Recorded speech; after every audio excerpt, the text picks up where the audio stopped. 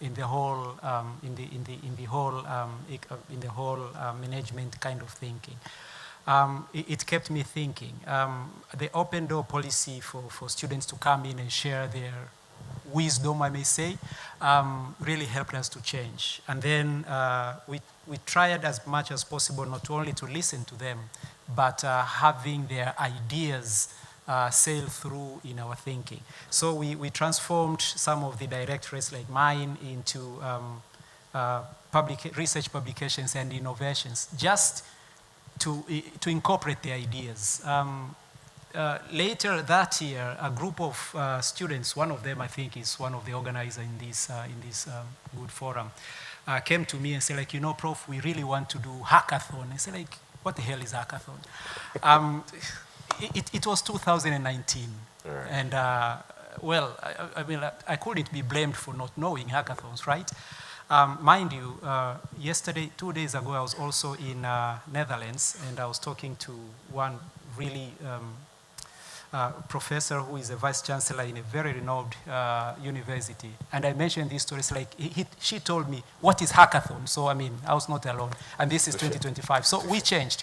The student told me that, you know, so since you're a runner, it's like marathon of thinking. So like, okay, so bring it on. They wanted some resources. The university, rigid as it was, we couldn't find resources. So we, you know, discussed here and there, and we could find something to start there. That event, 24 hours of thinking and marathon of thinking and ideas, really transformed even my thinking. So slowly the university started to change, because some of the leaders in the university actually started to absorb these kind of things. Evidence, well, we are driven by evidence. Evidence that came out of that hackathon and series of other events from students really transformed our minds. And, you know, these are no longer medical, pharmacy, or nursing students of our times. These are different. And they started, because we are giving them opportunities, they started to bring or to build their own companies while they are students. Some of the known companies that came out of that, Dawa Mkononi, Daktari Mkononi, you know, and many others that came, started to employ the students while they're still students. So our mindset started to change, and we, you know, we encourage them, and when there is this kind of events, international organized events, we would allow them and discuss when they come back on how they can catch up with studies. Still, MUAS is the same, hard as hell, but then for these kind of things, we give them sort of an opportunity to go there, out there and shine, and our students are shining. So with the innovation unit that we established later, a number of innovations were registered. Now I think it's almost 92, going 95, with many international awards from our students. And these students are learning from one another. We are not teaching them because, well, AI is not a thing still in my mind. It's not, but I entertain it. We encourage them to explore, to work, to self-learn, to teach one another, and give them opportunities to go out there and shine, and they are shining. My last but one question for you. How has the institution has ever considered things like these 95 registered you know, innovative ideas. Yeah. And how do you, this is probably what most undergraduates, and some a few master's level. All of them undergraduates. All of them undergraduates, which is quite interesting. But then there are institutions like I've learned from Nelson Mandela Institute, which is doing master's and PhD level. And some of these ideas that they can come from students as they're learning, either they come from themselves or they come through support from their mentors or their, you know, teachers or research projects and things like that, could be integrated as part of institutional, intentional policy to help them, you know, either capital-wise, grant-wise, you know, start them, and then in a way that even the institution has a bit of a stake in it, but then is invested in making sure that the success of these talent is the success of the university, not just letting them, you know, hang around alone without, you know, being, you know, going out to pitch and stuff like that without intentional support from the university. So has that thought crossed your mind as an institution? And if yes, how are you implementing it? If no, do you even think about it? Yes, we learn from them, and their demands are their commands on us. So what we did is first to create some funding. So we have seed funding for innovations. It's little amount of money, but at least it will be competitively awarded to students. But before that, we had to create a policy. So now we have the policy for innovations that is actually encouraging them and to oversee the whole pipeline. But importantly, recently, I think in the last council, we got an approval of how do we call it, spin-off organization, spin-off institution policy, that now the institution is encouraging students with innovations that ripen. They are almost ready to go out there under the university's mentorship and guidance into the market. And that will create sustainability in whatever that we're kind of creating, but also institutional memory, among others. We've also realigned our other policies for making sure that we protect these ideas for students, because some of them, naive as may be, undergraduates, they may just think that the world is safe out there. So we have policies to help them patent their ideas, but also working with the university in all these kind of things. So we have more than 4 policies around innovations that is also helping to, not only to build, but also to make sure that the ideas go out there to the market. What is lacking, therefore, I think, is the inter-institution collaborations. So you find University of Dar es Salaam, maybe it has its own, incubator, another institution, so everyone is doing things in small scales. MUHAS is doing its own innovation week. University of Dar es Salaam is doing its own innovation week, and another institution.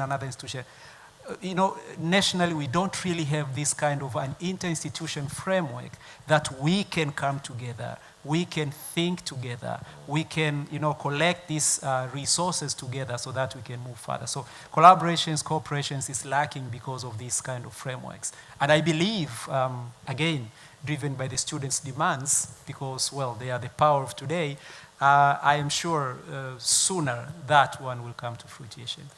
Thank you very much, Prof. I wish we had more time to have a conversation, and looking forward to engaging more with you. Thank you very much. Thank you very much. Big round of applause for Professor Bruno Seguia. Right, so our next conversationalist will be Mr. Amani Minja. He is a Senior Manager, Digital Academy from NMB Bank PLC. And we will be essentially discussing about the private sector co-investment in this digital workforce. A big round of applause for Mr. Amani Minja. Hi, how are you? Good, good. Thank you very much. Have a seat, bro. Thank you. Right, so 1 minute and 30 seconds. Tell people who you are, what you do in your space. Good afternoon, everyone. Yeah, thank you. They say this one should work without you having to put your hand. Okay. Good afternoon, everyone. Thank you, everyone, for being here. It's an honor to be in front of you in this important event and conversation. My name is Amani Minja. I work at NMB Bank as a Senior Manager, Digital Academy. At NMB Bank, we have a digital transformation agenda where we are building future-ready workforce by leveraging cutting-edge digital technologies, but also we are having a strategic partnership with academia, University of Dar es Salaam, Nelson Mandela African Institute of Science and Technology, University of Dodoma, but also we have a strategic partnership with TSA, and we've been supporting a number of different startups. So today, I'll be talking about building future digital workforce, including the talent pipeline. Thank you. Thank you very much for that. I will go right into that.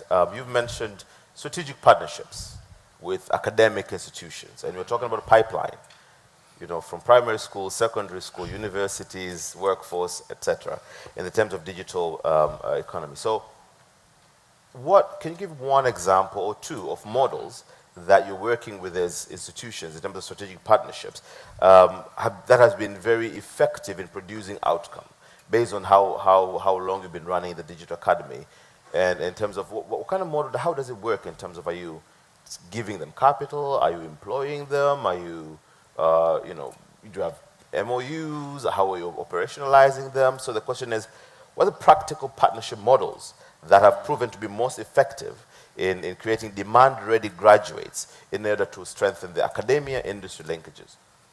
Yeah, thank you so much. So at NMB, we believe employers should move from being passive employers to become architects of talent ecosystem.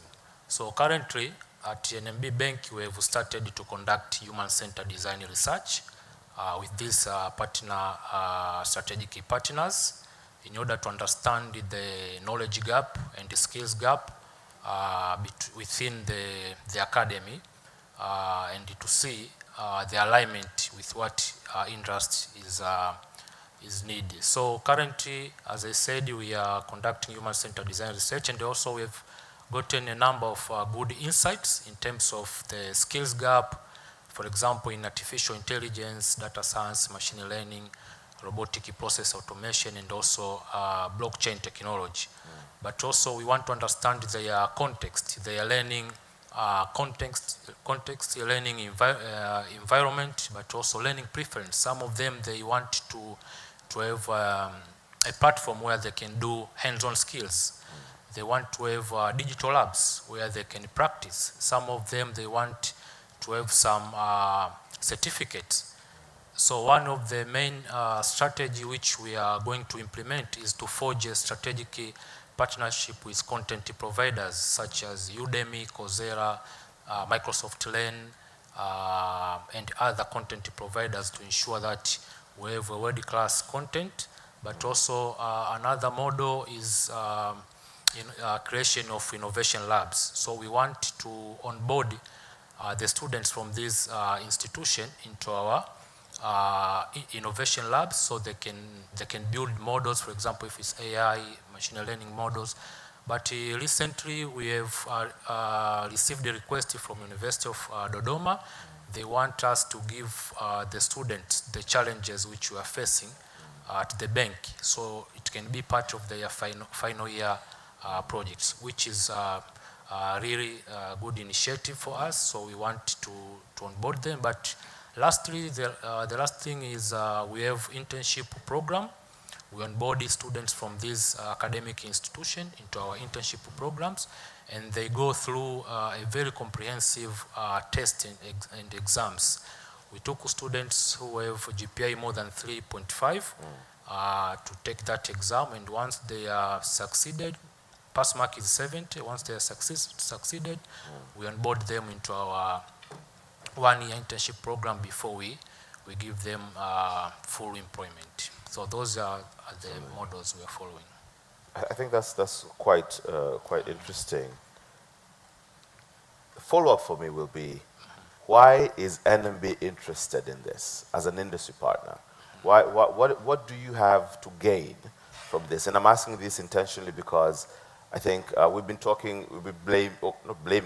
indicating that the ivory tower academic institutions are not producing industry-ready graduates.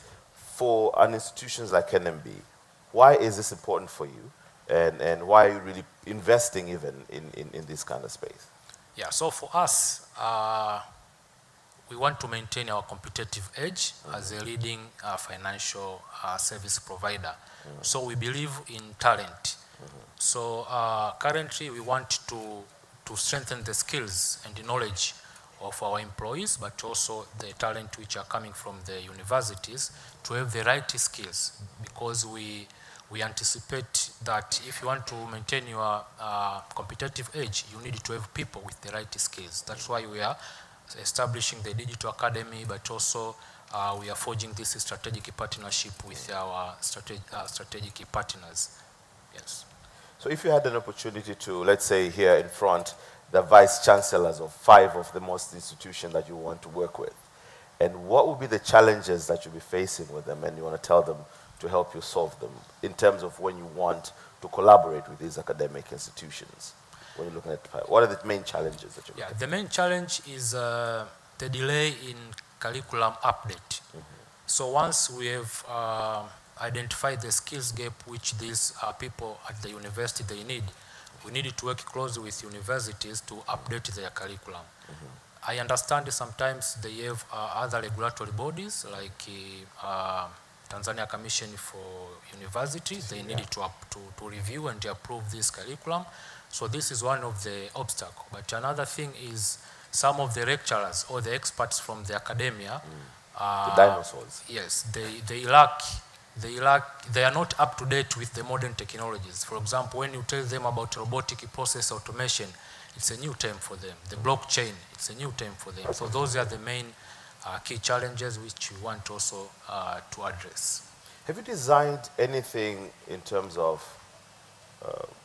training, workshop, capacity building, or just bring all these people in the same room and tell them, define for them these tools and help them understand how? Because one of the things that might be interesting, you might look at designing an academy for students and the pipeline, but the teachers and the lecturers, again, same question I had for somebody else, they're the ones who become barriers. SUA has a lot of agriculture professors, but probably most of them have a lot of bars and guest houses around Morogoro instead of major farms around there, right? So sometimes the barriers become these leaders in these institutions. Have you had initiatives that really help these leaders in such a way that they can help the students in the talent pool creation? If not, then we could think about it. If yes, please share.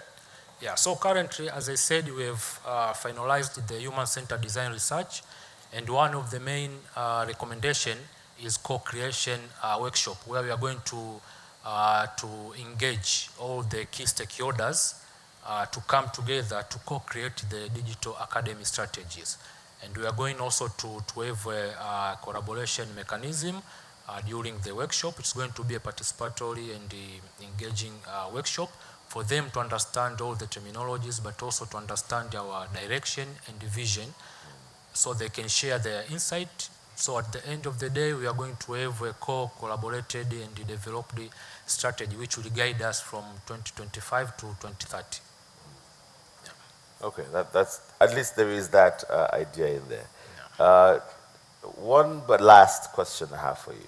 There's this concept of CSR that is there, corporate social responsibility versus corporate social investment, and this academy that you have. How do people get to join in the academy? Just in case somebody's interested in that, is it a freebie given? How do we get to access this kind of academy space?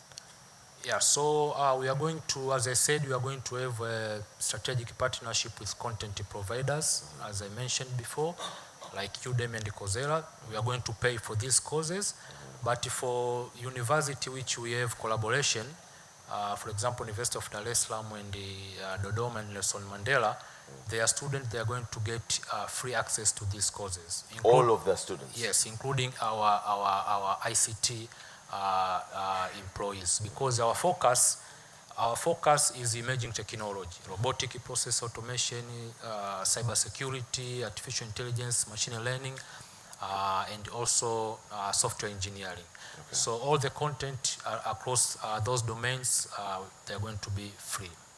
And what about, this is now going to be my last question and I'm going to allow you to go, is have you considered NGOs or other startups that are not essentially academic institutions? How do they benefit from this NMB Digital Academy? Is there a platform or pathway that these other institutions, if there are any startups here that would want to benefit from that, is there a way that they could?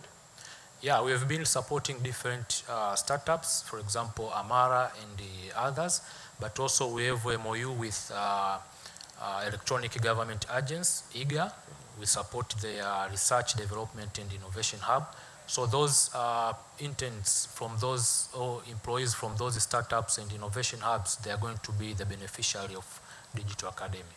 So if there are beneficiaries from any other organization here, they can also find a way to approach you as an individual or entity, or how does it work? Yeah, I think the room is open for them. Good. Yeah. Thank you very much, Mr. Amani, for the conversation. And this was great. And looking forward to learning more from you. Thanks so much. Cheers. And our last, I know I have many more questions to ask, but I know time is on our side. And our last current conversation is with Dr. Selemani Arthur, who's the coordinator of the National Digital Technology Institute from the Ministry of Communication and Information Technology.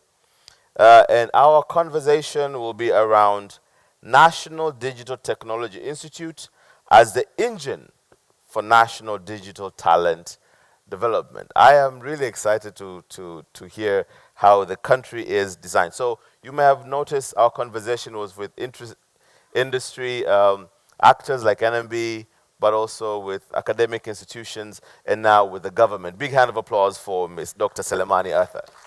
Karibu sana. Nice to see you. Have a seat. So again, 1 minute and 30 seconds. Tell people who you are and what do you do within your institution. Okay. Good afternoon, everyone. Yes.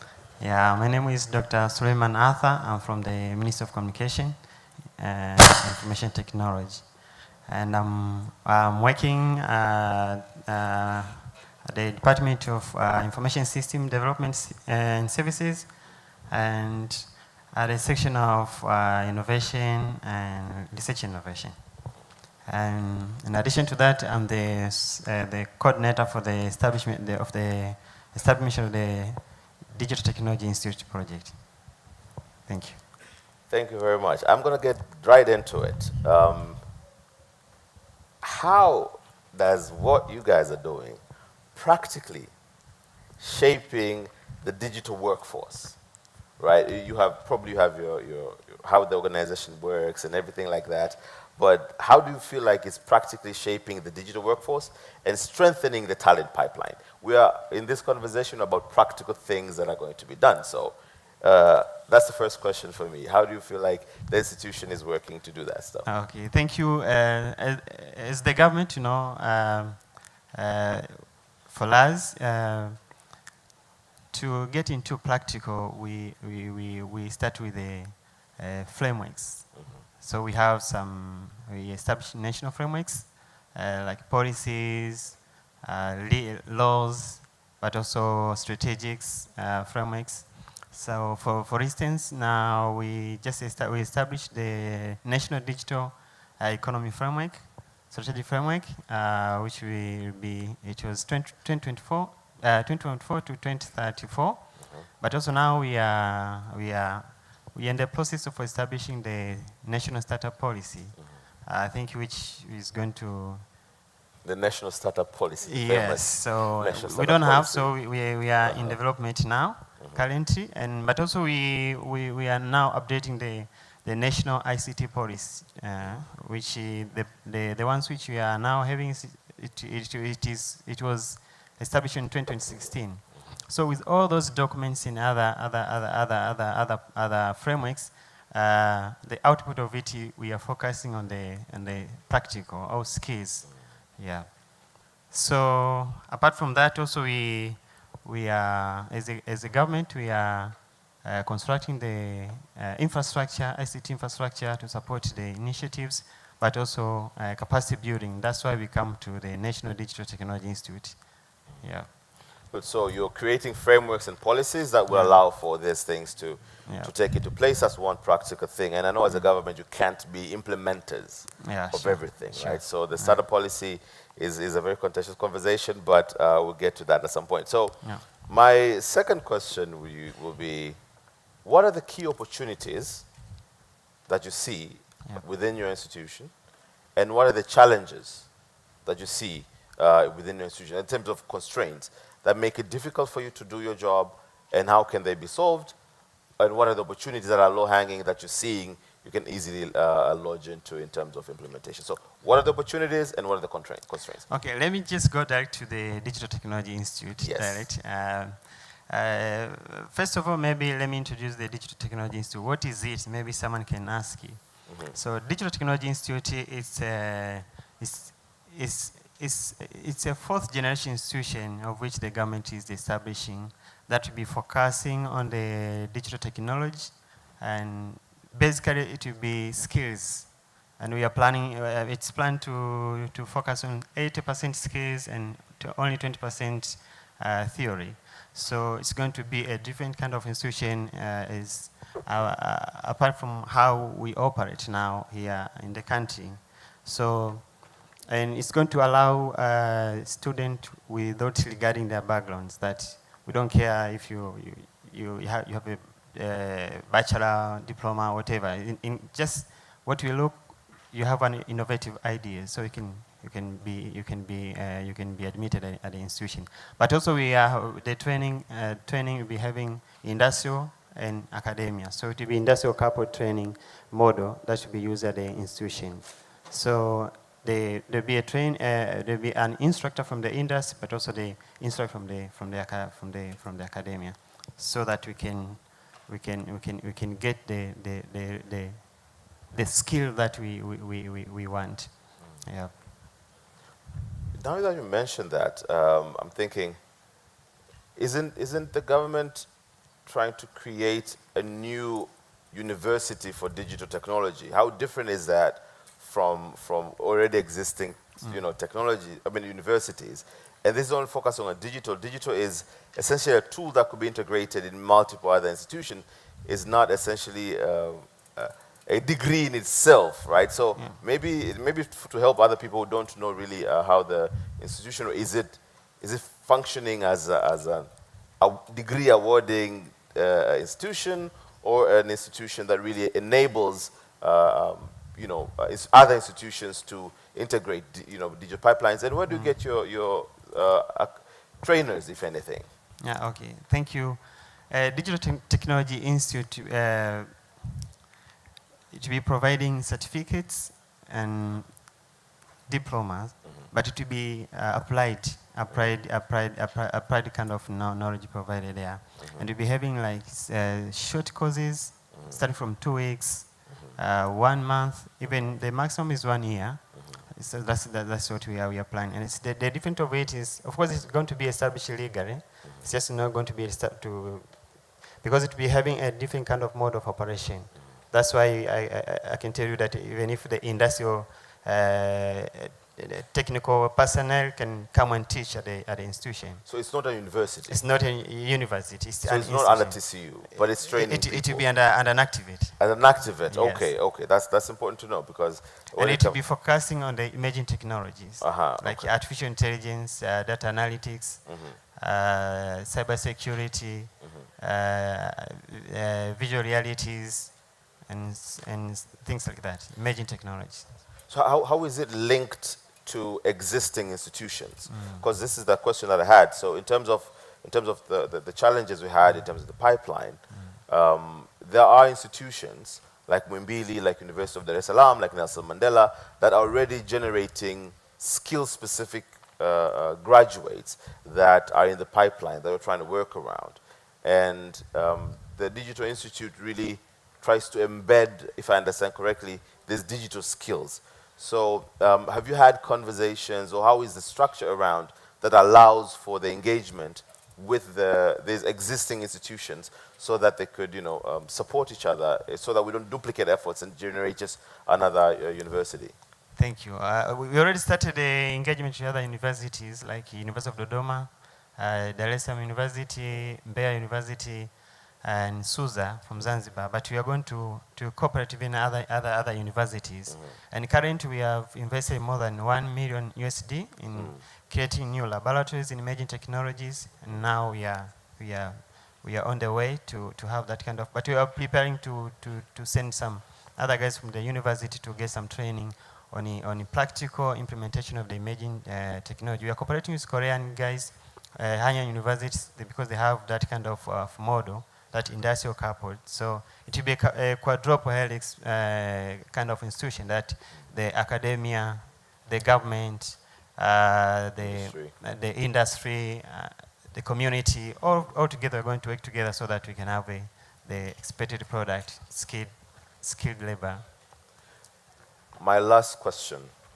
what do you anticipate, are you currently experiencing as challenges? Again, I may have asked that, but what are the challenges you feel like you're experiencing within your institution?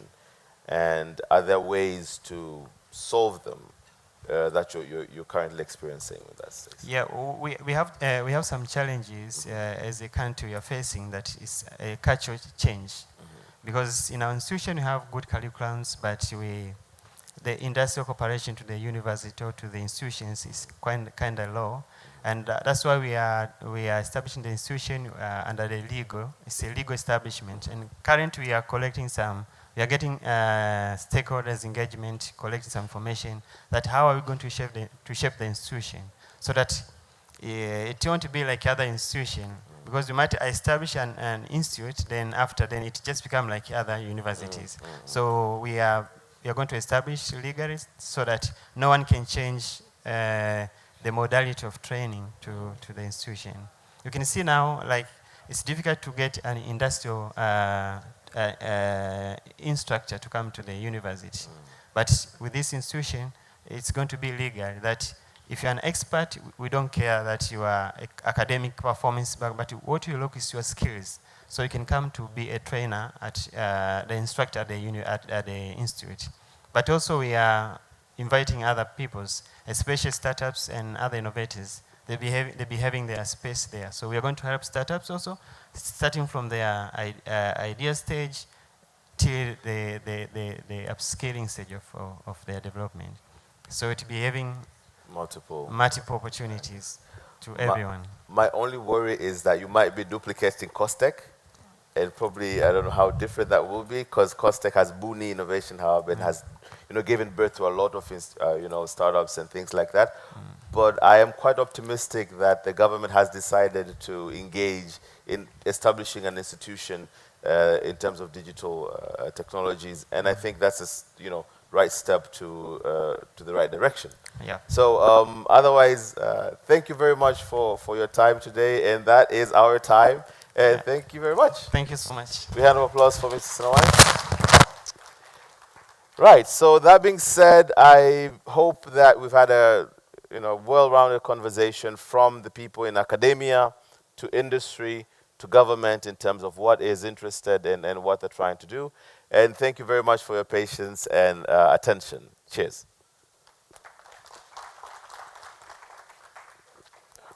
Thank you very much.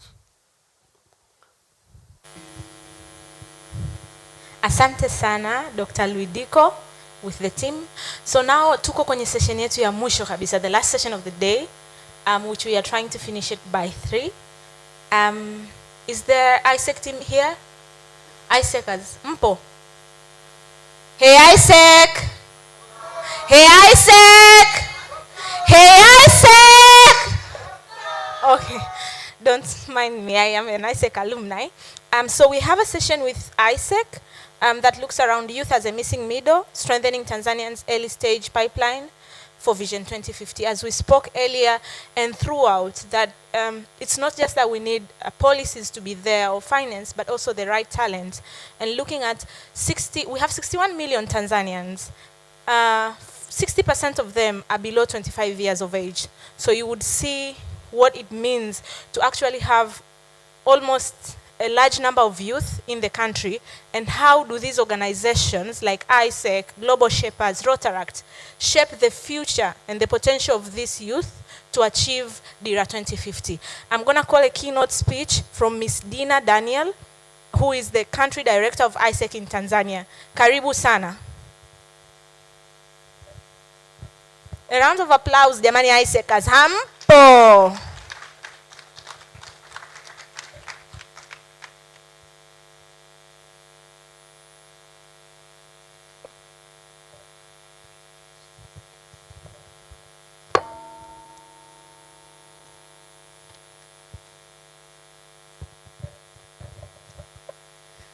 A few weeks ago, I was talking to one of man from Iringa.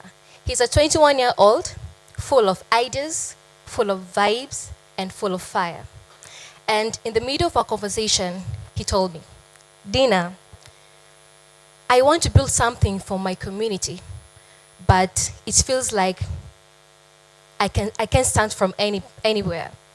And that sentence really sat with me, because when you dive deep, you realize that's the way many young Tanzanians feel. And it's not because they lack ideas, it's not because they lack passion, it's not because they lack ambition, but because the pathway between opportunities and real innovation is unclear. And that's why we call them missing pathway, or what we call the missing middle. So today, we're not talking about the youth with no ideas. We're not talking about the successful founders with tractions and fundings. We're talking about the early stage innovators with ideas, who are capable, who are ready, but they don't have structure, they lack mentorship, they lack capital, and they also lack confidence to start from the ideas to prototype and to real impact. So the real issue is Tanzania doesn't lack talent. Tanzania doesn't even lack creativity. What Tanzania lacks is consistent, inclusive, and early stage innovation pipelines that helps young people to move from ideas to prototype and also to real impact or real value. And today, thousands of youth around Tanzania fall through the cracks due to different reasons. And one of the reasons is limited business skills. Another reason is poor transition from universities to industries. Another reason is few spaces to experiment and fail safely. Another reason is limited youth-centered funding, but also poor connection between youth, corporates, investors, and police actors. And I got to realize that young people are not disengaged. Young people are disconnected. And if the Vision 2050 is not serious about the connectivity and innovation, about the connectivity and innovative Tanzania, this gap cannot continue. Like, if you are very serious about the Vision 2050, we should allow this gap to completely move out from this country. So to fix this, we need three things. The first thing is start early. By the way, these things are very simple, but they are not easy. So the first thing is start early. Innovation shouldn't start from investment stage. Innovation should start from secondary schools, from universities, from youth clubs, and even communities. And the second thing is connect consistently. Youth need real bridges between investors, between corporates, between governments, between research institutions, between skills trainings. And it shouldn't be just once a year. These things should be happening every month, every quarter. And the third thing is trust young people. Young people don't need pity. Young people need access. They need platforms. They need responsibilities. They also need opportunities to lead. So let me speak honestly about where ISEC stands. For over 75 years globally and 25 years in Tanzania, ISEC has been one of the Tanzania's strongest pipeline for youth leadership and early stage readiness. So as ISEC in Tanzania, we are conveners. We connect youth, corporates, communities, and also governments.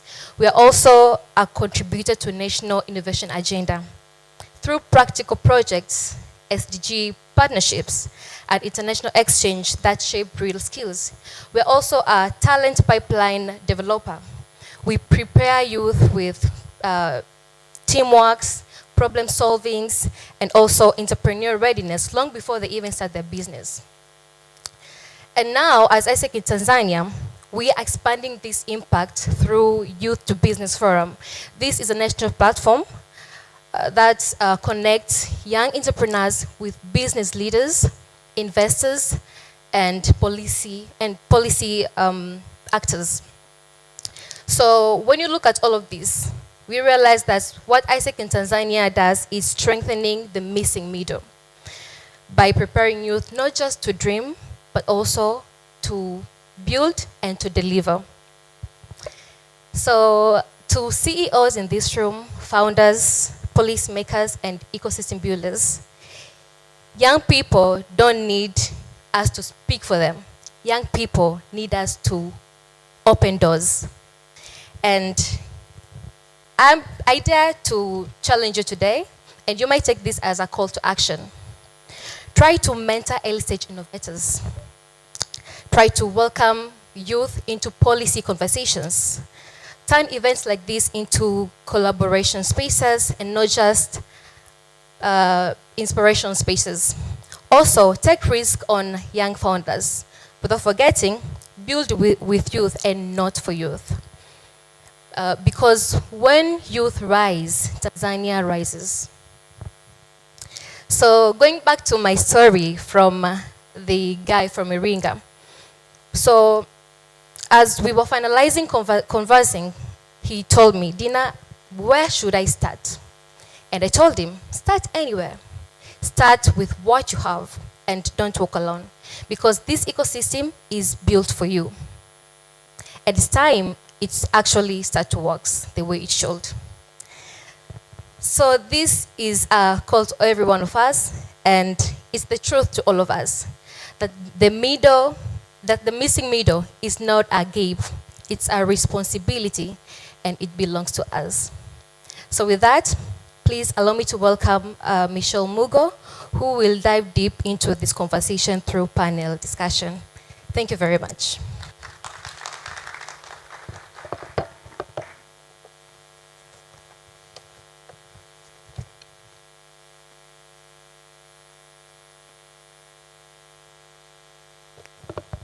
Yes, as we are waiting, since I know youth can keep time, I'm giving you some time to help us keep time. Na kumaliza by maybe 3:15. Thank you. Thank you very much, Dina. Good afternoon, everyone. Good afternoon, everyone. Okay, in true ISEC fashion, and I'm very happy to hear that the moderator is an ISEC alumnus. I know there's ISECers in the room. So usually when we say, hey, ISEC, everyone responds by saying, what's up? So, hey, ISEC. Hey, ISEC. Thank you very much. So today we heard a lot about innovation, digitization, and the sort of economic transformation that is required to propel us towards Vision 2050. But one thing is increasingly clear, that youth are not just participants, they are the engine. Ladies and gentlemen, welcome to our session. Youth as a missing middle, strengthening Tanzania's early stage innovation pipeline for Vision 2050. I will be joined by two exceptional individuals. The first one is Mr. Jackson Regasira, who is the CEO and founder of Olam Technologies. And the second panelist will be Ms. Sovi, who is the founder of Plate AI. So without too much time, I will invite Janet and Jackson to the stage. I also require, may I get assistance? Yeah. Round of applause, please.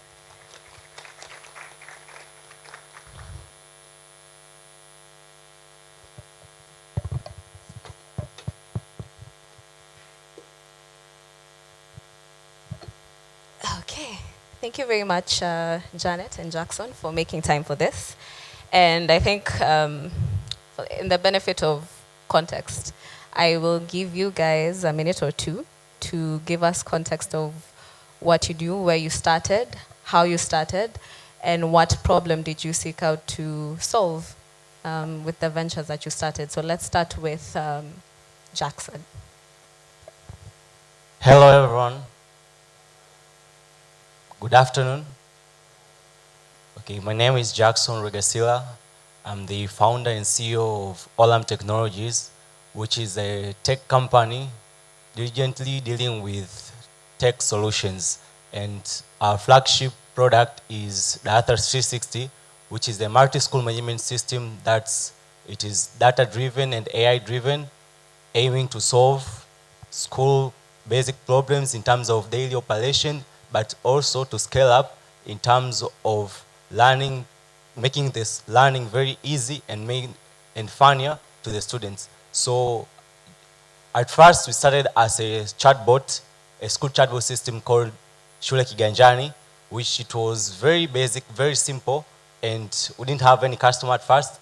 But later on, as time evolved, you learn from the best who are there outside there, and we are here today with the Darsa 360, which is a very good platform for schools, for students, for staffs, not just to learn, but also to explore more features and be able to learn more in terms of guiding the school and also in terms of the management of the school in all. Thank you.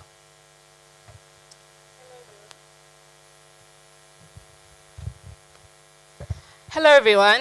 Good afternoon. My names are Janet Karid, and I am a founder of Plate AI. So at Plate AI, we are using AI to help people with NCDs, that is diabetic, non-communicable diseases such as diabetics, cardiovascular diseases, plan their meals. So it started when I was in the university, at the University of Dar es Salaam. We had a program, a course actually, entrepreneurship, but tech or entrepreneurship.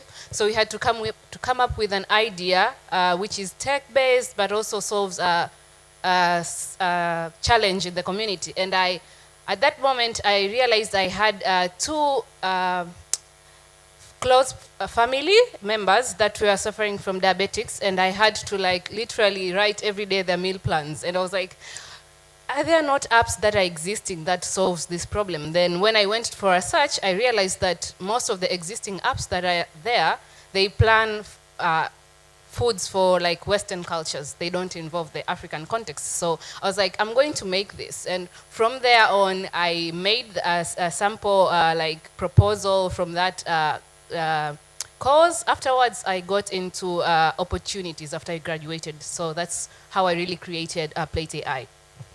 Thank you very much. So I'm going to start with Jackson. Jackson, you've mentioned you started as the whole thing. Olam started as a chatbot. So my question to you would be, what is that one assumption that you got wrong early on? And how did that realization help you shape or reshape Olam? Okay, first of all, as I was in first year, I'm a computer science graduate this year at St. Joseph University. So I was just a vibe coder. So basically, I just enjoyed learning, innovating, but just for fun, while solving problems. So once we built the Shule Kiganjani, it was just to try to see, would this be useful to school on my own perception, but not on the school perception, like what did the school want. But when you get outside there to the market, when you try now to go to the schools and you find out that the reality is, by that time, 2 years ago, 3 years ago, the school were not much exploited to AI. AI was still new to our country. So taking such kind of complexity to them, it's like you're taking a very big of load or burden to them. Like there's this thing, to your side, it is something that is solving, but to their side, it's something that, what is this thing? Are you trying to hack us? Are you trying to bring us something new? So that was one mistake that I did. Like I was just a vibe coder. I focused on myself without focusing on what do they really need in the market. So back to you, Janet. You've mentioned that when you tried to look into the apps that address the problem that you noticed, is that most of the meal plans were focused on what people in the Western side of the world eat. So my question to you would be, translating scientific nutrition data into culturally relevant meals for Tanzanians is not trivial, right? It's not easy. So what has been the hardest part of localizing Plate AI for real users? Was it the data, the tech, or the behavioral side? So for us was majorly the data. It actually took us 1 year just to because for us, in order for us to started working in nutrition, we had to get communications to the nutrition centers in Tanzania, getting that meeting, partnering with them, maybe for them to understand what we were doing. As a youth, I didn't have funds or capital, so I was barely I was barely wanting for them to partner with us so that we can help the community. And I was even ready for them for like, if you build this, it will be yours. But it actually took 1 year for just us to have a meeting. And even after the meeting, it took a long process because of the bureaucracy and all that. So majorly was the data. And even after getting the data, still the question stands, who owns that data? Because for them, we actually found that they did not have the data, so we had to create our own database from scratch. Okay, it's interesting that you've brought up the capital, which has been a topic that has come up quite severally throughout this whole day's discussion. So my question to both of you, and we can start with Jackson, is early stage capital in Tanzania is risk averse, especially for youth-led startups, and often structured for later stage ventures. So how did you navigate building Olam and, for Janet, Plate AI in a market where the capital instruments don't match the realities of young founders? Jackson. Okay, that's hard.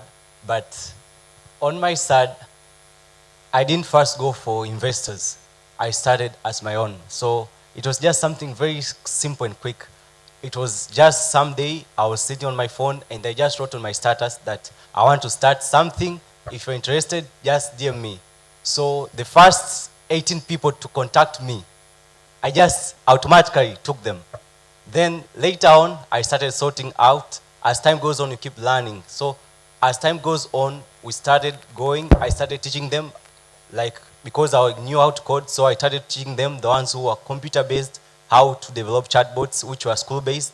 And then as time goes on, the project failed, really failed completely. So all people who believed in you at first, they were looking at you, so what's next? But I took it as a CV on me, like I did something before. It's not that I'm just coming here in front of you and I seek money or I want funds. I did something. I started somewhere. And right now, that something did not just die. It rose something way much bigger. That is the Data 360. Because what we deal with Data 360 is not just, again, the school chatbot AI. We deal with school operation. We deal with the accountants, the staffs, the parents, the students, all of them in one system trying to do their school daily basic operation with the advantage of AI. That means whatever data they are using inside the system will be used for their benefit, for predicting their future steps. So instead of just now school operations, they have a planning system in their hand with Data 360. So what I can say in the capital stage is you have to do something. As the investors nowadays, they want to see the growth rate. They really ask that question. Whenever you go, what's your growth rate? So if you just go there, what's your growth rate, and you're starting, it's very hard. And it's just like, in the other side, there's a gap to us as just young founders. When you have a dream and you're not trusted just because you don't have a growth rate. Thank you. So for me, this is a very hard question to me because I've been engaging in a lot of pitching competitions and opportunities all around the world. And I would just say really that I have never gotten any funds from them, but I've gotten most of the trainings. So for me, since I did not get into pitchings, the capital from pitching, I just decided to you know what, I just have to work. So I work. Then the money that I get, I invest it in my company. So that's how Plate AI is actually running. So for both of you, it's been majorly bootstrapping. And I love that Doctor from NPC has just walked back in because she did say earlier on that kwa grants hatutoboi. That's what she said. So it's very important to look for these other spaces where we can get finances. But I do love what, Jackson, you've talked about, where you've given us your founder story saying that you posted it on WhatsApp, 18 people DM'd you, and eventually it crashed. So it speaks to the fact that noise does not translate into traction. So for Olam and also for Plate AI, I'm interested to get both of your responses. What metric, could be qualitative, could be quantitative, became your earliest indicator of market pull after you re-strategized? Okay, to my side, I think the trust, that was the turning point. Like the second time I went to schools, the first time when it clashed, we had 2 schools that really wanted to try the system. So when we went the second time, we started with basically those schools which at least they showed some light. So when we went there and out of the 2 schools, 1 school gave trust to us. That thing really changed the way we think, changed the way we organize or the way we operate. So one thing that I recommend or I've learned that the best customer is not you marketing to people. The best customer is your customer marketing it to other people. That means they will be giving the direct feedback from their user experience. So despite the fact that the first thing failed, but that customer who remained and trusted me, he was a very good customer. Let me say he was also a marketing manager to the other side. Not directly, but indirectly, because they were doing marketing to us, to explore us to other schools, connecting us to other headmasters, other principals of school. So that's what I can say to my side. So for me, for the metric part, first when we started, we were like, we will deal with direct customers. So like people were suffering from NCDs and that, but then we realized that, dealing with direct customer, it's really hard. And especially because I'm not from a background of nutrition, I'm just an engineer. So, so we really changed our strategy to more like, now we want to work with nutritionists. So we realized that there are nutritionists who handle a big profile of number of people. So maybe a nutritionist handles 100 of people. So from there now we changed our strategy to like, we'll be targeting nutritionists who are managing a lot of number of people. So for us, more of a metric was like getting a lot of nutritionists in our company. Yeah. Okay, I would love to make the assumption that both of you are not building alone and you do have your teams. And we are just from having the discussion of talent, especially in the innovation space and the gaps that exist between academia and market linkages. So my next question to both of you would be, where exactly is the disconnect for you when it comes to schools producing talent that isn't market ready, and how have you bridged that gap when building your teams in your respective ventures? To my side, okay, as I said, I started by taking the people from my status. So what I believed in is not much at first. What I believe in is not much about the competence of the person, but I believed on their willingness to trust you. Because I will speak as a young founder who started while I was still in school. So at that moment, nobody will just look at you for money. They might be looking at you, but seeing maybe in the future, they'll be earning from you. But you really need somebody who can see that through directly at you. Yes, at some times you have to act like a leader, but you really have to be like a parent to them, so that they can have that spirit continuously. Because if you don't, that means that spirit will die. If you die, you might lose even among the competent among them. So other than just competency, you also have to seek that spirit at early stage. I'm speaking about the early stage. So after getting that spirit, that's when you have to be ready as a founder to install what you have to them, or seek more guidance from other people, so that the qualities which you wish your staffs to have, they can also have them. So don't just focus on talent alone, but also focus on the mission.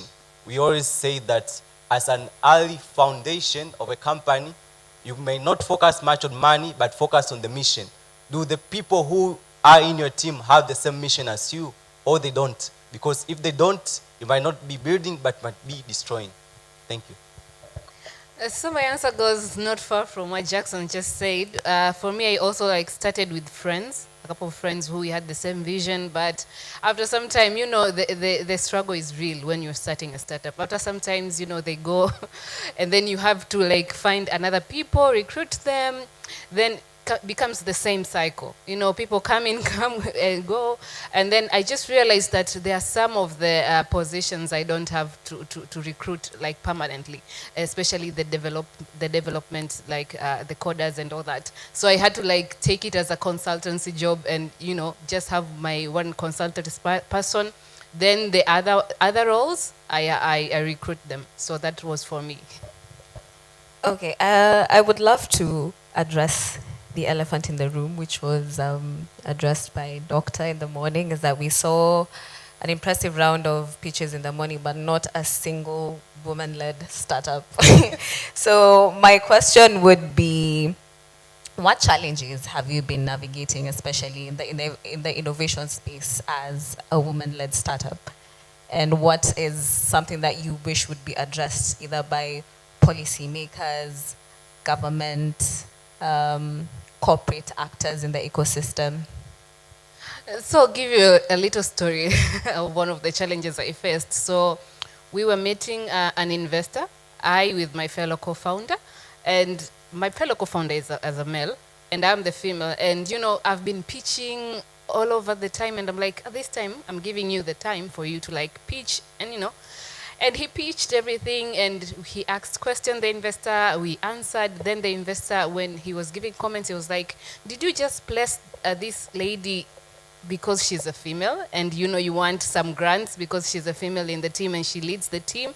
And I was like, you know, it disappointed me to hear that from him, because he hasn't known me before, but I think the belief in him that, you know, people, I know there is a challenge that is going on, that people also place females in their teams so that they can win grants, but the belief in him that every female that is in a team is there for just, you know, for them to win grants, that disappointed me. So for me, it will be more of like, I think the mindset should be changed for people who, like, you know, if you see a female in the team, just she's placed there just because, you know, they want to win a grant or they want to win a prize. No, some of us, we are actually even the coders. I am an engineer, but I do code also.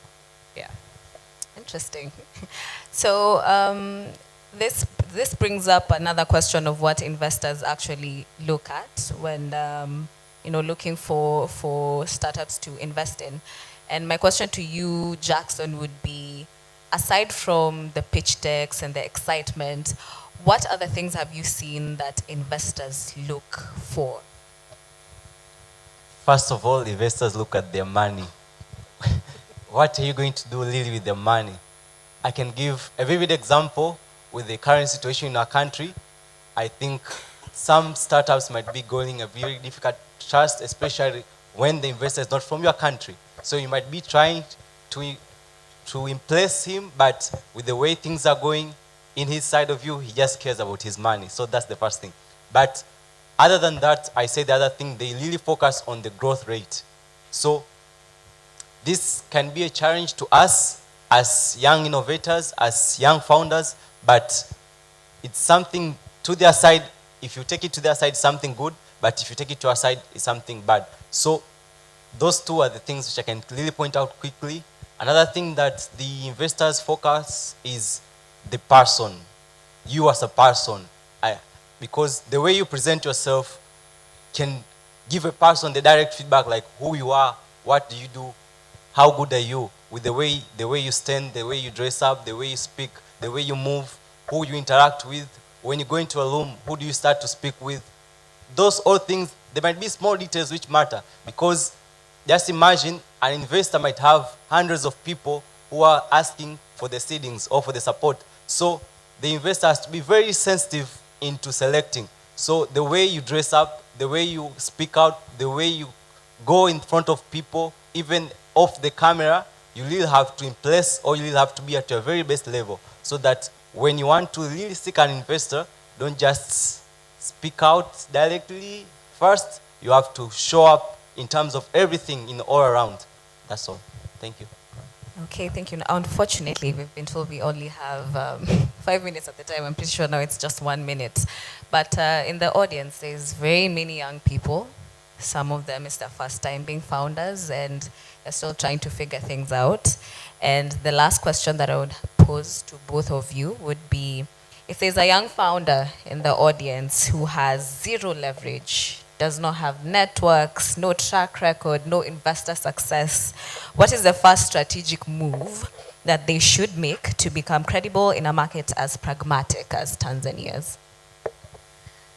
Okay, so to answer, recently I've just seen this ongoing trend. I think it's happening in Western Europe, and people are like building in open, like from scratch, and they're showcasing what they're building. You know, a person writes a target, you know, today I want to like just write one code that does this. And, you know, he takes that video and posts it. And, you know, it's getting a lot of traction. This person is coming again and saying, you know what, from the first video, I just got 2 people who are like interested and want to help me through what I'm building. So I think they could also build in public. They shouldn't be afraid of like, I don't know, everybody has idea. Don't be afraid of like, this person will take my idea. Everybody has ideas. It's just how fast are you to implement your idea. So I would say they should just build in public, showcase what they're building, go to events, network, showcase their work in LinkedIn. I think I've gotten a lot of invitation from LinkedIn alone, apart from even meeting people. So I think they should just do that, yeah.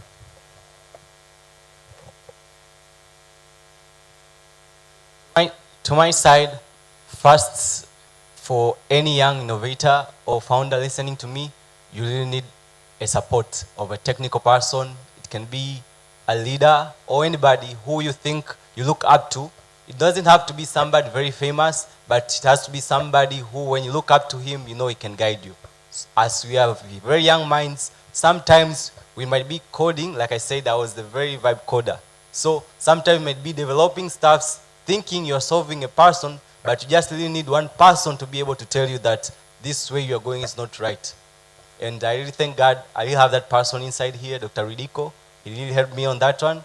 So as young innovators, you really have to really have that one person. Another thing to young developers is don't give up. Just keep on your own momentum. Things don't come in 1 week, 1 day, 1 month, 1 year. Just take your own momentum without looking on others.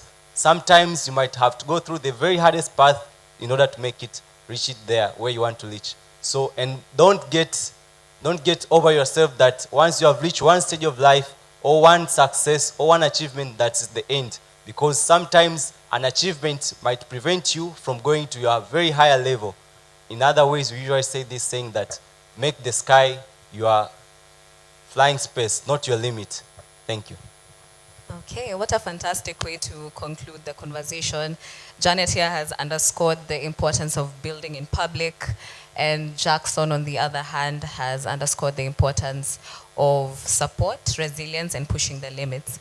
I think it's quite clear from this conversation that youth are not waiting for their future, they're actively building it, and it is up to us to give them the full support that they need and to create a space where they thrive. So to our panelists, Jackson and Janet, thank you very much for the insights, and thank you all for your attention.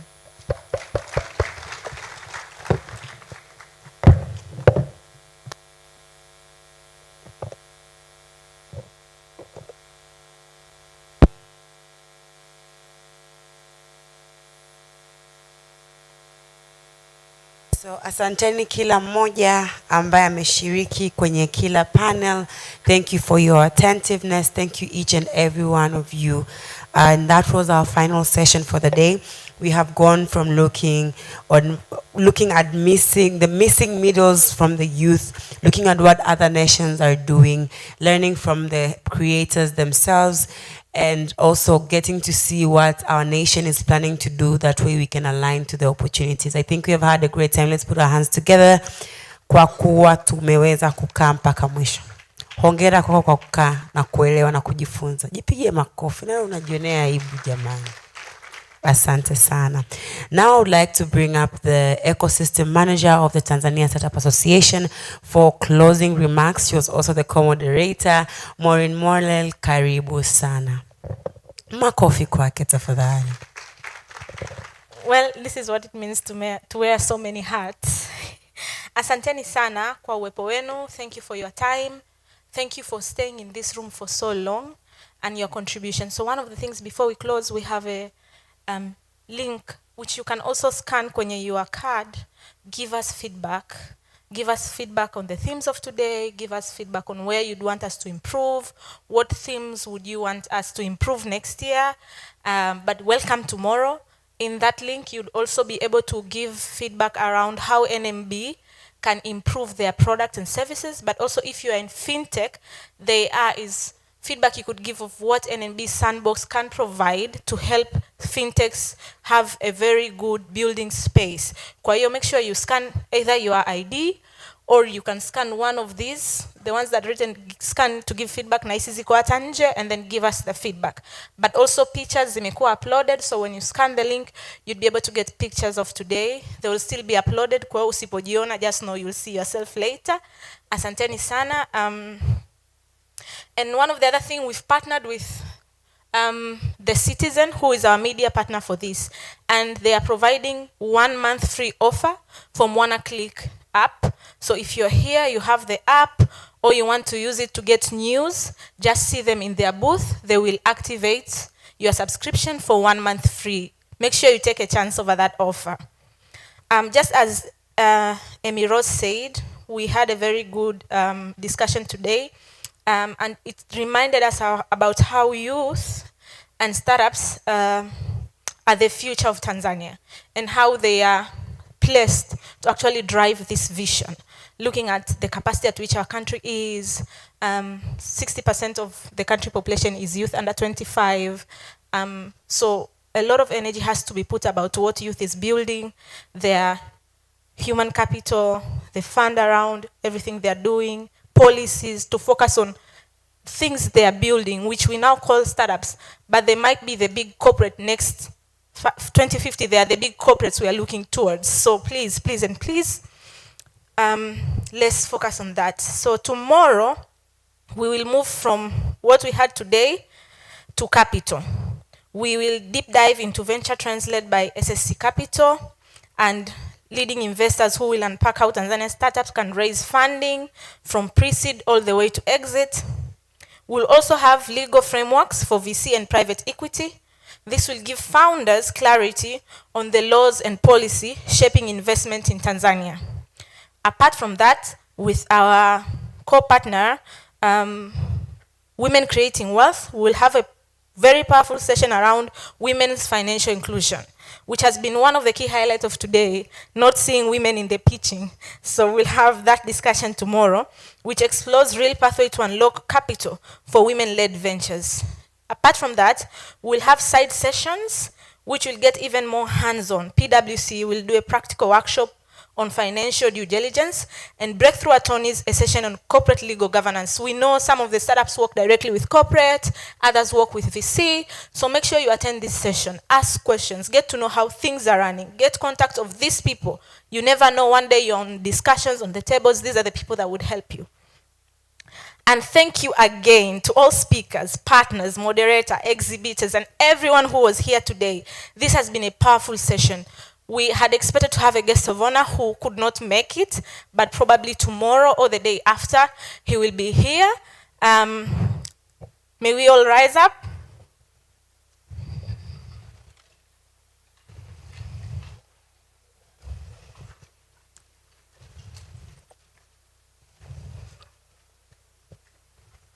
So as we are closing, just look at the person beside you, pembeni yako, as part of networking. Tell them what was one key takeaway of today and what is your pledge. What do you commit to do towards the achievement of DIRA 2050? What will you do? Tell them. I might ask someone, so make sure you communicate. Even kama ni mtu uliongea naye asubuhi, tafuta mwingine. What do you pledge to do for the achievement of this, for putting youth as a catalyst for all these things we've been discussing today? Make sure it's not the person you spoke with in the morning. Anyone has a pledge?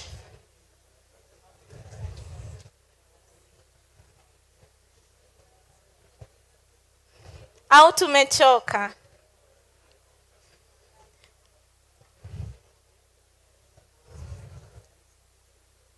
Okay, I believe tayari. Kuna mtu yote anataka kushare their pledge kwa nguvu, or what is their key takeaway?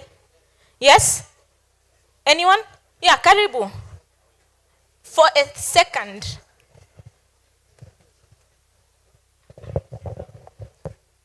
Is it afternoon or evening? It's evening, right? Good evening, everyone. My name is Florence Francis. I'm a business planner. I'm a what? A what? I write business plans. all the beautiful ideas you have, all the things that you want to do, I'm a professional in putting them in writing. From idea to money to implementation. So one of the pledges I'm taking, I also did the same pledge with Kitila Mkumbo, the minister. I had a very excellent meeting the other day at Rotana. Was that conference center there? Yeah, yes. Rotana something? Yes. I'm pledging to teach business planning to youth and to innovators in Tanzania. Thank you. We are starting classes in January. Yeah. Hopefully tomorrow I'll get a space to explain about that. Thank you so much. Bye-bye. Isaac, wonderful. Someone to reach out to for that. Thank you so much. Any other person with a pledge? Anyone? Anyone else with a pledge? Hakuna. So we are going to do 1 star, 2 star, 3 star as we wish you safe journey back home and see you here again tomorrow for a very wonderful session. 1 star clap, 2 star clap, 3 star clap, 4 star, 5 star, 6 star, 7 star. Asanteni sana. See you tomorrow.